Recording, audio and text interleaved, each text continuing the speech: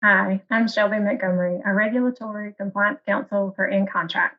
And today I'd like to talk about compliance considerations for the LIBOR transition.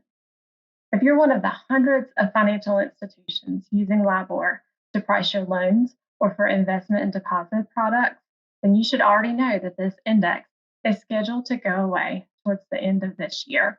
And here's some things I want you to consider as your organization prepares for LIBOR's end. First, do you have a requirement to notify your customers? Reg Z has all types of notification rules for specific types of loans.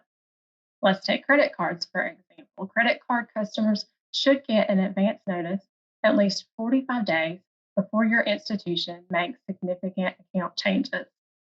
And second, you should note whether there are prohibitions against making certain account changes for a loan product. For example, HELOCs are notoriously inflexible, but thankfully, Reg Z notes the creditor can change the index if the original index is no longer available. Of course, we all know making those changes not as easy as it seems.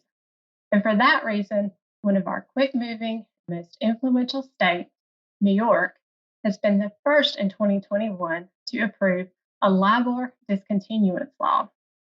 So this allows financial instruments referencing LIBOR that do not contain fallback language to another rate to fall back automatically to an alternative rate recommended by the Federal Reserve or the Alternative Reference Rate Committee, which you probably know as ARC. It's important to note this law applies only to financial instruments governed by New York law. But its passage leaves advocates hopeful that other states will work to pass similar legislation and make the LIBOR transition easier for everyone. Of course, personally, I'm hopeful Congress will enact such legislation, but I never hold my breath when it comes to Congress. There are a couple of great resources available for the LIBOR transition, including the FDIC's article called Transitions in Financial Instrument Reference Rates and ARC's recommended best practices for the transition from LIBOR. So let us know, how's the LIBOR transition going for your organization? We'll see you next time.